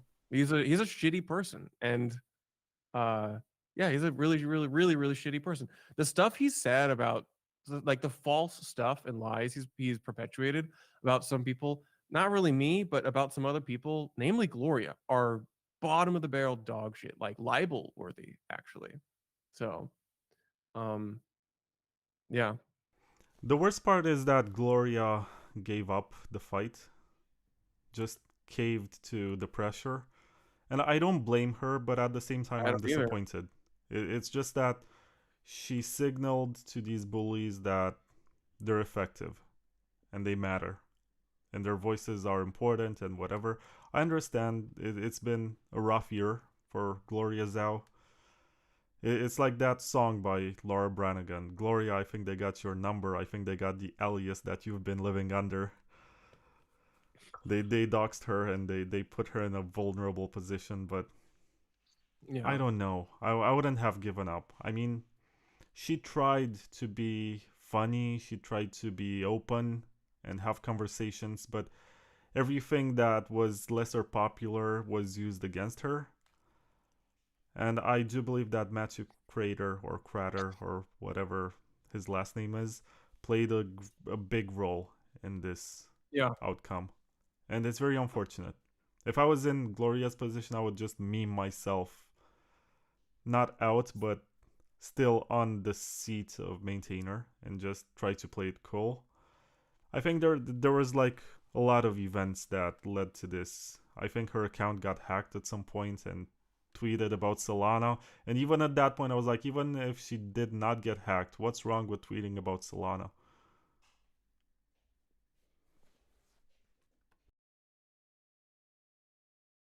Just a second, let me fix your audio again. You said you tweet about Solana and then your audio Well, I cut off. mean, Okay. yeah, I mean, I don't like tweet Solana tokens, but I'm pretty like clear that like I'll hop in Discord channels and I'll be occasionally depending on how I feel. Sometimes I'll be like trading, Solana shitters. It's fun. Um, it's like a little side hobby. And I've done pretty well over the years. My P&L is better than anybody else's, but it's not like my primary activity, and it's not really something I don't do. I don't podcast about it. I don't have a Solana shitcoin meetup. We don't, like those are like free time activities. Um, it's totally fine to experiment and trade, or it's totally fine to gamble. It's not something I want to like endorse, but like we've lost our way because the same technology that powers a lot of the things which are leveraged by degens is the same technologies that are leveraged by people who make use of uh, freedom technology. So privacy, functionality, self custody. The average degen uses Bitcoin more self custodially than the average like hardcore Bitcoiner. It Yeah, I is know. undeniable. It's Yeah. surprising, but the shitcoiners are actually much better Bitcoiners. They have Yeah. much better hygiene for their UTXOs. They understand self custody, then they understand trade offs, and they don't trust exchanges. Like DeFi is actually pretty big if you know how to use it. If you know how to use Uniswap or whatever, it's actually huge. The amount of power that you have with that kind of thing, even with centralized swapping services like Sideshift or whatever. If you're Yeah. able to use this to leverage it in your benefit, it's actually pretty big. It's not something that you should ignore. Yeah. I mean, they'll be more the degens like sins are that they have no self-control, that it tends to eat people alive with, degenerate gambling behavior. And then they're way more cavalier with calling things like decentralized when they're not, or they're less decentralized. But I don't really think that's like that much of an issue. I don't get hung up on those. Like they're pretty self-aware about these things. Uh and I don't know. I don't think people like mind that much that Solana's particular consensus mechanism is inferior to that of Bitcoin's. The people are just like, oh yeah, but like, doesn't matter right now. It like doesn't prevent me from like sending money on Solana. So I bought like the rug right here with Solana. That rug I bought that with Sol. So I didn't buy it with Is there any way dollars. you can pull it on camera? This rug. Yeah. I should, yeah, I did set you up for that. Yeah. I bought that for my cousin in Solana, who now has more Bitcoin the because of that we pay each other with crypto assets. There's also So this conversation that we're not ready to have, at least not on conference stages and not on most podcasts, that basically every altcoin out there scales Bitcoin. Because all of this started on Bitcoin.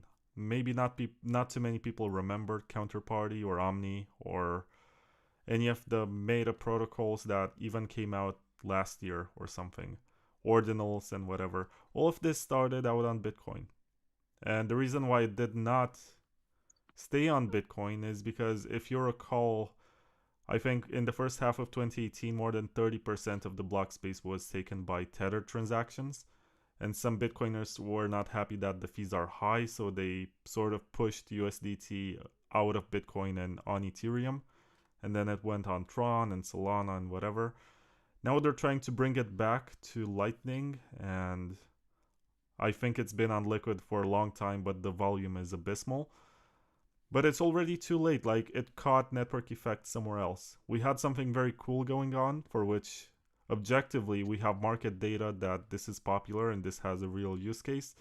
But we did not want it on Bitcoin. We pushed it on some other altcoin. And it's fine, except that we're gonna face this pressure at some point where the miners need to make more revenue.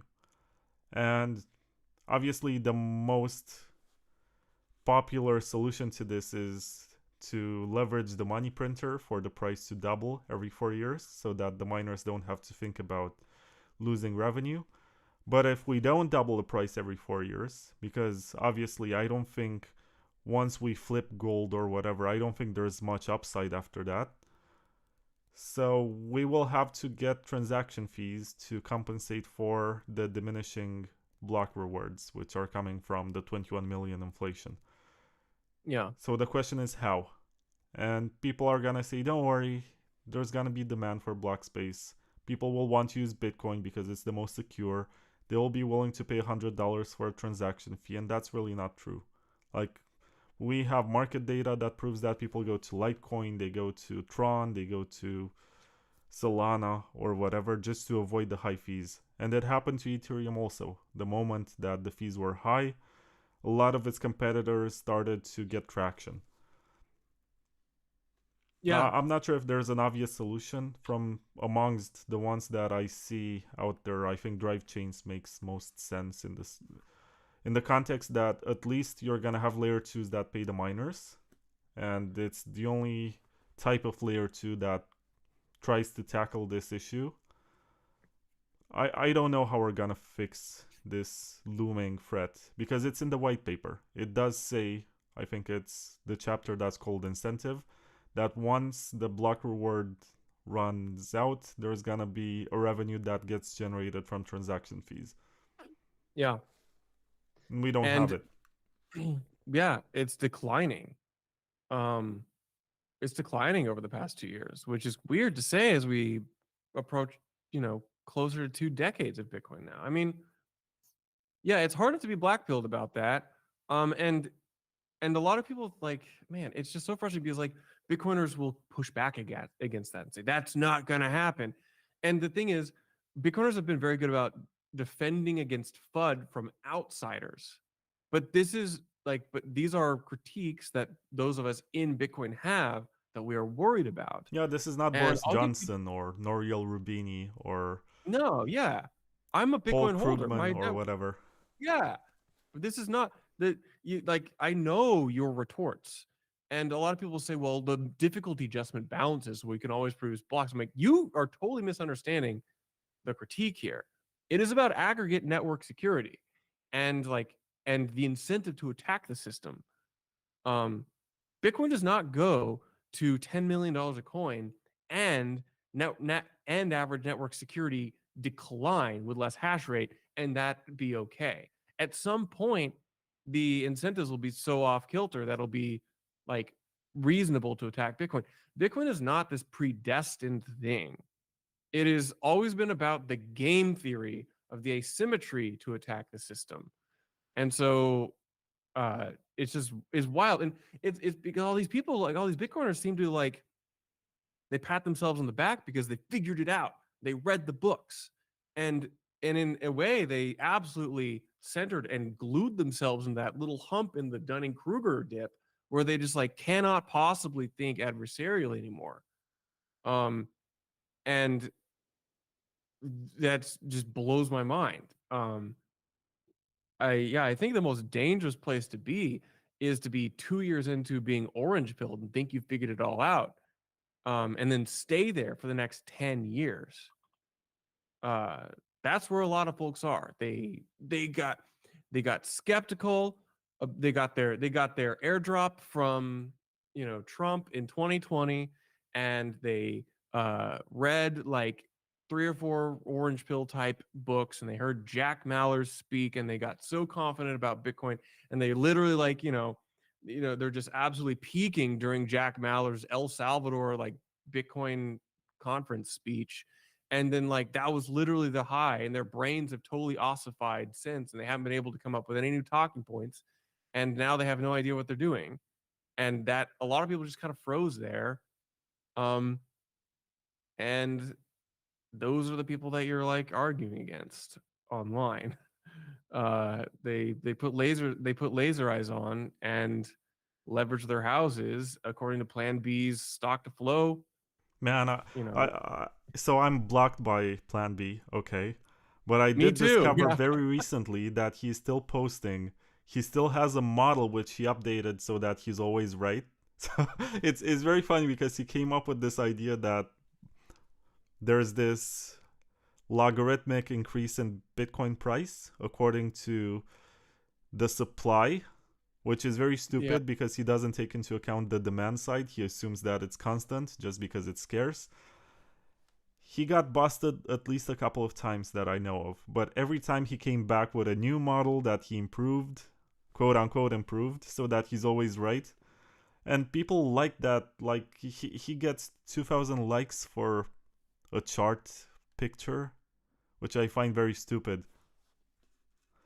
Just a second, I need to fix both of our video and audio.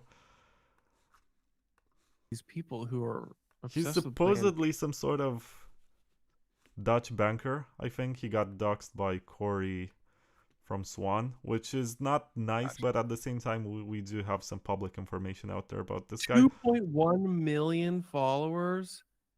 Who Beats the me. fuck I don't know. listens to this? I don't think there are Oh my. 2.1 million Bitcoin users, to be honest. Like, people present data and they're like, look, we have 10 million or whatever Bitcoiners. I don't think there are that many. Maybe on Yeah. exchanges, but they're not real Bitcoin users. Yeah, that's ridiculous, man. It is, but this is what gets the traction, right? Like, what are we even doing here anymore? We should be making up stupid price models and sticking to them and being always right, and people will follow that and expect us to always say that the price is going up and that we're gonna get rich and we're gonna live in Yeah, citadels and what's the other I mean, hopium? That yeah, central banks are you collapsing, and get just 42 because we hold virgins Bitcoin and we pay with our credit cards, we're fine. yeah. Look, not everybody has to be a self-sovereign cypherpunk. That like most people don't want to do that. I don't blame them. It's like there are some problems which is like never going to be fully solved. Um, I just wish that a lot of the people who claim to care about those things would do more. So, uh, man, I cannot believe there's so many people out there who follow the plan B. It really is like you can just say literally anything on the internet and people will forget about it in 6 months. And maybe I should do that. You know, if Blockspace needs to Blockspace really needs we've got our back up against the wall. Maybe I'll come up with my own plan C for Charlie, obviously, and we'll do my own bullshit That's a good Bitcoin one. price prediction. Yeah. Yeah. I also Plan want CB. to add, I'm not sure if you have to go in 3 minutes, but I got like 10 more minutes probably. it's a good moment to talk about the meaning of Bitcoin maximalism, because the conversation was never about saying that Bitcoin is already perfect and any attempt to change Bitcoin is a scam. I think this sort of cultivated around 2018 when people were trying to distinguish Bitcoin from Bitcoin Cash and say that, look, this is different. I think Swan did a great effort and put a lot of money into distinguishing Bitcoin from crypto, which I think is silly, but whatever, it's branding. People That's want useful. to choose tribes and say, well, we're different and we're not like the others. But the point was that, so the original idea of maximalism was to bring everything interesting that happens on altcoins and is experimental onto Bitcoin because it's the most secure chain. It has the currency with the best distribution, also most liquid, it's persistent. It's an adjective that I haven't heard since Trace Mayer stopped doing his podcast, that Bitcoin is persistent. And yeah, that those were the arguments. And now people I say, mean, wait a second, what do you mean you want to bring spider chains or whatever onto Bitcoin? That's shitcoin tech. It's not built by our holy circle of high priests who came up with SegWit and came up with Taproot. It comes from outsiders who are not to be don't they trusted. use Lightning? I mean, like Thomas Poon went out to work on Joseph. like Ethereum. Yeah. Joseph Poon. So yeah, Joseph Poon. Yeah. I mean, I have a little bit of different view of like Bitcoin maximalism. Uh, I think it's Bitcoin maximalism. I think takes a view that Bitcoin should dominate other cryptocurrencies. And like you kind of take a proactive approach in helping make that happen. I mean, I look at like Mircea Popescu, like I would say the classic OG toxic Bitcoin maximalist. Um, always he was very, very acerbic, always like Oh, shitting that's on my other crypto. fellow Romanian, Mircea Popescu. Yeah, That's what we call him. yeah. RIP, probably. We'll see. We don't know. We Um, don't know. we don't know. There's no So, but body. like, yeah, but I think like there's a brand of Bitcoin max. Most Bitcoin maximums that I like understood it back in the day would be like you are acutely aware of what is happening on other.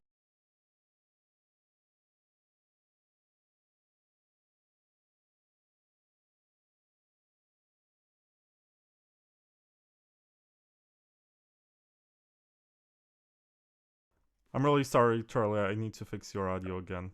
No worries. Sucks. You're on fire with this one, but Yeah, OBS messed it up. Okay.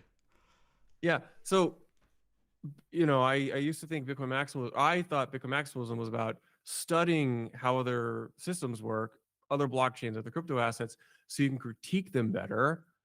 And at some point, it became more about being more ignorant and hand waving away and categorically rejecting these things with no understanding or knowledge of them.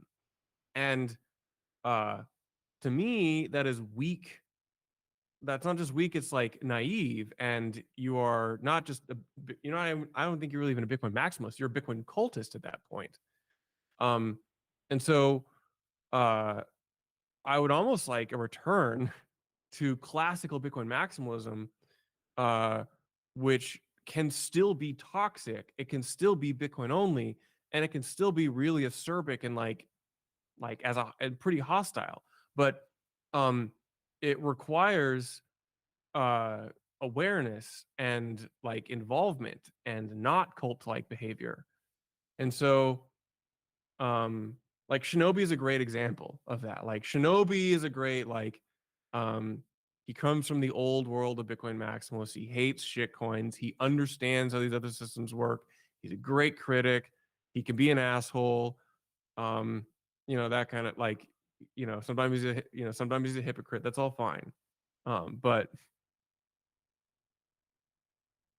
so um yeah, I wish we could have more of that. I don't really like being hostile or toxic, so it's like not really my thing.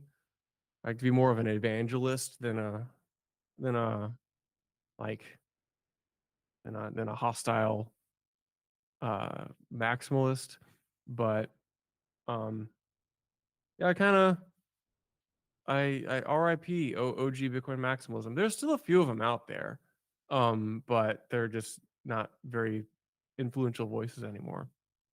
Um It was funny yeah. to me that there used to be a time when OGs were afraid to speak out, especially during the peak of toxic Bitcoin maximalism, maybe 21, 22. These guys were just afraid to say anything, but they were shitcoining like in the background, saying that Bitcoin is the only one that you should look at. But they were on Uniswap, they were participating in DeFi Summer, they were doing a lot of stuff that they would never talk about publicly. Yeah. And the thing is like, why not? If you are a Bitcoin maximalist, you should seek to extract from these other systems. Like, isn't that the whole point? If you are right and things go to zero against Bitcoin, then like that actually is a major edge because a lot of the people you're trading against believe it's going to go to a million, go to infinity, and they're wrong. So like it both positions you at a better structural advantage to extract from those systems.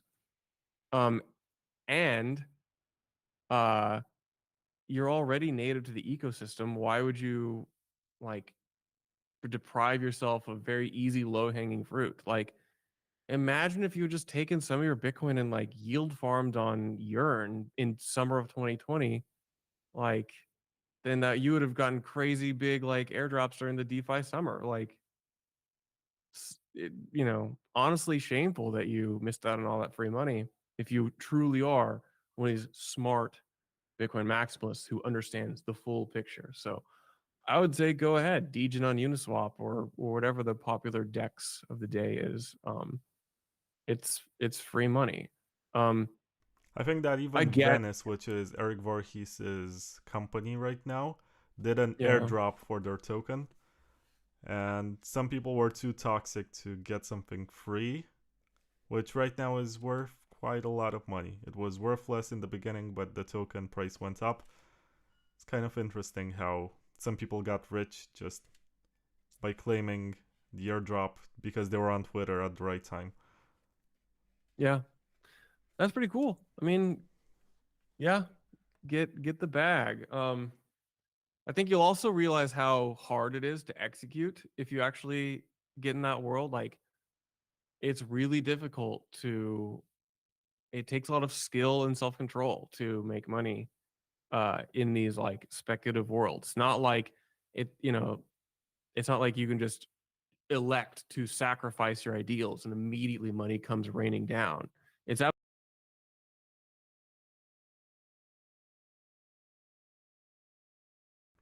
Just a second before it's maddening, your audio dropped again. But also want to add that it's So I think this is a beautiful way to end the interview because you have to go. But it's beautiful that Blockspace Media and Bitcoin Takeover Podcast are both advocating for a greater openness to experimentation and the spirit of old Bitcoin compared to this lunacy where we never progress to do anything. Because the argument was not, or was never, that we're not going to improve Bitcoin and we're just happy with what we have. It was just that we need to test technology for multiple years before it comes to Bitcoin, which is reasonable. Right now, there is no excuse for a lot of these ideas and experiments to not come to Bitcoin because they've been out there in the wild and there is proof that there's market demand for them. But if we have a culture which rejects everything that comes from Ethereum or Zcash or Monero or whatever, just because it comes from there and not because there are some technical objections, then I don't agree with it and I'm here to speak against it. Yeah, I agree. I mean, we're never going to agree on every single little thing. I think you may be a little too into like the non-Bitcoin cryptocurrencies because you're frustrated with Bitcoin, but also like you're one of the few people who has the most interesting conversations. You were the first person to interview Casey. You had a really great interview with Amir. Oh, you remember that? Yeah, thank you. Yeah. I did the interview with Casey Rodermore the day Yeah. before Stefan Livera did the interview with him. And for some reason, he got more attention than me, and I was sort of pissed off. But I was overall happy with the quality of the conversation. Yeah, you regularly have like the first conversation with someone, and they're often the I most think also interesting. got Burak. I was the first one. Yeah, The ARC guy. yeah. Who's having a bad week on Twitter, by the way. Poor guy. He is. He's having a bad trip. Heart goes out. We'll see. Figuratively. Bad trip. Yeah. Bad trip. Figuratively, literally. Yeah, so I'm gonna be here. I'm having fun doing this media thing. We produce a lot of content, live streams, newsletter, Opnext. I will shill this opnext.dev for all your info. There's actually a tweet right now. We're giving away a CoinKite cold card queue and an Opnext ticket. Yuck. You can enter. It's on the Blockspace Twitter handle. And we'll be doing some more giveaways too. So yeah, recommend that everyone go. And if you're a student, you can get a ticket to Opnext for like nearly free, like $25, I think, maybe 50, regardless. We don't want students to be prohibitive. There you go. Yeah. Is that a Bitbox or is that a Trezor? Trezor. I'm a Trezor maximalist. Yeah. Open source, not LARP as open source like Coldcard does. Well, I will not plant a flag here. I think there's a lot of good hardware out there. I don't want to piss anybody off. We do have Salvatore from Ledger. He's at the conference. So yeah, that's all. Yeah. So well, yeah, there you go. Yeah. So I think I'll probably let's wrap it up there, I guess. My Slack's starting to blow up, so yes. How can people follow you? That's a good question. Twitter at CB Spears, and I'm at CB Spears at every conceivable suffix on every platform. And yeah, put Monday, Wednesday, Friday at noon Eastern on your calendar to watch our live stream. Me and Colin will chop it up with the stories of the day every week. So that's yeah, and come find me at Opnext. Which is next month. We haven't mentioned the date, I think. April 16th in New York City. Okay, that's very nice. Buy your tickets. I guess with the prize that you win from this contest, you can actually buy a ticket to go to Opnext. So you can swap your Zcash for Bitcoin and then pay for your ticket to go to Opnext. Thank you very much, Charlie. Thanks to the sponsors, Brains, Hashpower, Bitcoin.com News, Layer 2 Labs, Cake Wallet, and Sideshift.ai. I'll see you in the next one, and I gotta say that Plastic-O2D is a legend. He basically gave up on his prize and said I can keep it, which means I'll do another contest on Twitter later. So yeah, keep an eye on my Twitter, and also subscribe to this channel and Bitcoin Takeover on Twitter and whatever. Thank you very much. Goodbye.